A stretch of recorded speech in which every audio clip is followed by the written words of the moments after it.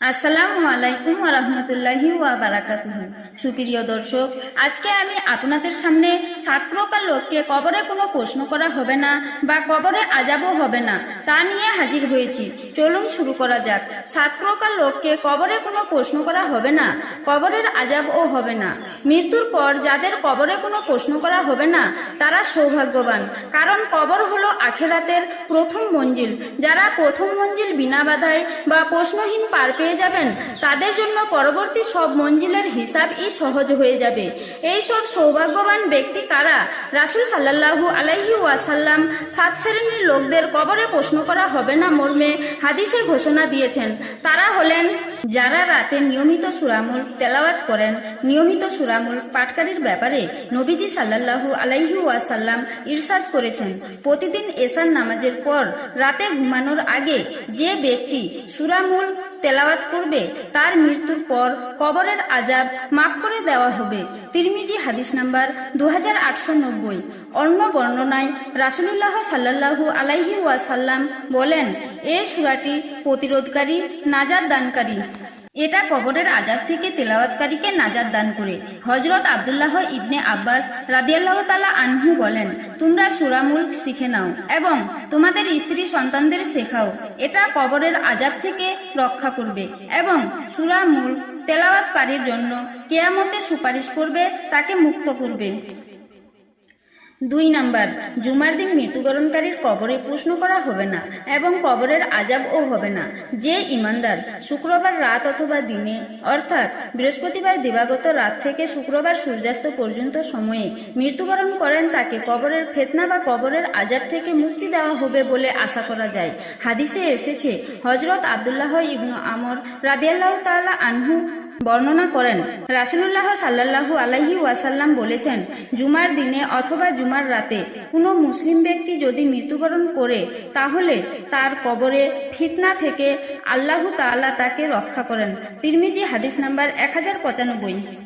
3 number, পেটের রোগে মৃত্যু হলেও কবরে প্রশ্ন করা হবে না এবং কবরে আযাব হবে না।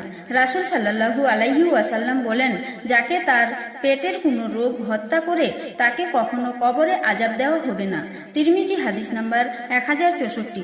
শহীদের মর্যাদা পাবে এমন আরও কিছু মৃত্যু সম্পর্কে নবীজি সাল্লাল্লাহু আলাইহি ওয়াসাল্লাম ইরশাদ করেছেন, আল্লাহর রাস্তায় নিহত শহীদ হওয়া ছাড়াও আরও 7 ধরনের শহীদ আছে। তারা হলেন মহামারীতে মৃত্যুবরণকারী শহীদ, পানিতে মৃত্যুবরণকারী শহীদ, শত্রুপক্ষের আঘাতে মৃত্যুবরণকারী শহীদ, পেটের রোগের কারণে কলেরা, ডায়রিয়া ইত্যাদিতে মৃত্যুবরণকারী শহীদ, অগ্নিদগ্ধ হয়ে মৃত্যুবরণকারী শহীদ, কোনো কিছুর নিচে চাপা পড়ে মৃত্যুবরণকারী শহীদ এবং যে মহিলা গর্ভাবস্থায় মারা যাবে সেও শহীদ। আবু দাউদ হাদিস নাম্বার 3111। তবে এসব মৃত্যুর মধ্যে পেটের পীড়ায় মৃত্যুবরণকারীকে নির্দিষ্ট করে ঘোষণা করা হয়েছে, কারণ এই রোগটি মানুষকে তিলে তিলে সহ্য করতে হয়। যারা দীর্ঘদিন এই রোগে ভুগে ধৈর্য ধারণ করে মারা যান তাদের জন্য এই সৌভাগ্য ঘোষণা করেছেন বিশ্বনবী সাল্লাল্লাহু আলাইহি ওয়াসাল্লাম। 4 নাম্বার, যারা ইসলামী রাষ্ট্রের ভূখণ্ড বা সীমান্ত পাহারায় থাকেন তাদের কবরে প্রশ্ন করা হবে না এবং কবরের আযাব হবে না। আবু হুরায়রা রাদিয়াল্লাহু তাআলা আনহু বর্ণনা করেন, রাসূল সাল্লাল্লাহু আলাইহি ওয়াসাল্লাম বলেছেন, কোনো ব্যক্তি আল্লাহর রাস্তায় সীমান্ত অঞ্চল পাহারা দানরত অবস্থায় মারা গেলে আল্লাহ তাআলা তার জন্য সেই সব নেক আমলের সওয়াব প্রদান অব্যাহত রাখবেন যা সে জীবিত থাকা অবস্থায় করত। জান্নাতে তাকে রিজিক দান করবেন, কবরের বিপর্যয়কর অবস্থা থেকে নিরাপদ রাখবেন আর কিয়ামতের ভয়াভীতি থেকে মুক্ত অবস্থায় উঠাবেন। ইবনে মাজাহা হাদিস নাম্বার 2234। 5 নাম্বার, যারা আল্লাহর রাস্তায় শহীদ হয়েছেন। হযরত মিকদাম ইবনে মাদি কারিব রাদিয়াল্লাহু তাআলা আনহু বর্ণনা করেন, রাসূল সাল্লাল্লাহু আলাইহি ওয়াসাল্লাম বলেছেন, শহীদের জন্য আল্লাহ তাআলার কাছে 6টি সুপারিশ রয়েছে।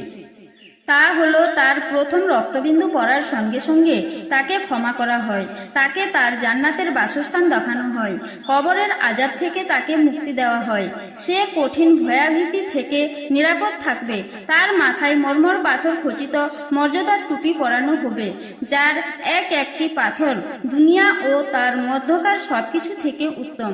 তার সঙ্গে টানা টানা আয়াতুলোচনা 72 জন জান্নাতি হুরকে বিয়ে দেওয়া হবে এবং তার 70 জন নিকটাত্মীয়ের জন্য তার সুপারিশ কবুল করা হবে। তিরমিজি হাদিস নাম্বার 1663। 6 নাম্বার, আপাদমস্তক আল্লাহ ও তার রাসূলের উপর সত্যনিষ্ঠ আস্থা ও বিশ্বাসের অধিকারী সত্যবাদী সিদ্দিক, যার প্রকাশ্য ও অপ্রকাশ্য কোথাও মিথ্যার লেশমাত্র নেই।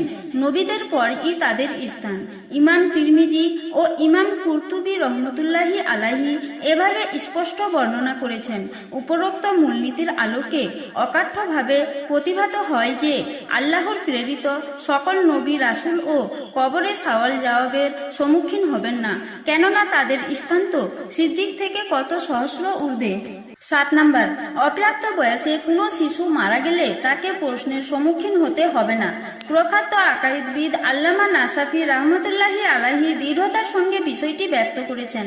ইবনে সালাহ রহমতুল্লাহি আলাইহি বলেন, শিশু মারা গেলে তাকে কালিমায়ে শাহাদাতের তালকিন করারও দরকার নেই। আর সে সব শিশুদের ও কবরে প্রশ্ন করা হবে না যারা মায়ের গর্ভে থাকা অবস্থায় মারা যায়। এছাড়াও পাগল কিংবা বোকা তাদের কবরেও সওয়াল জবাব করা হবে কিনা এ বিষয়ে ইমাম ও ফকিহগণ মৌনতা অবলম্বন করেছেন।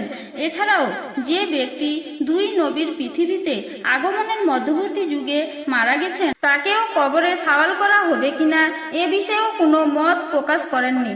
রোজা নামক কিতাবে এ বর্ণনা এসেছে, যে ব্যক্তির উপর শরীয়তের দৃষ্টিতে মুকাল্লাফ অর্থাৎ যার উপর শরীয়তের হুকুম আহকাম বর্তায় বা তার সমগোত্রীয় একমাত্র তাদেরকেই সওয়াল জবাব করা হবে, এছাড়াও অন্য কাউকে নয়।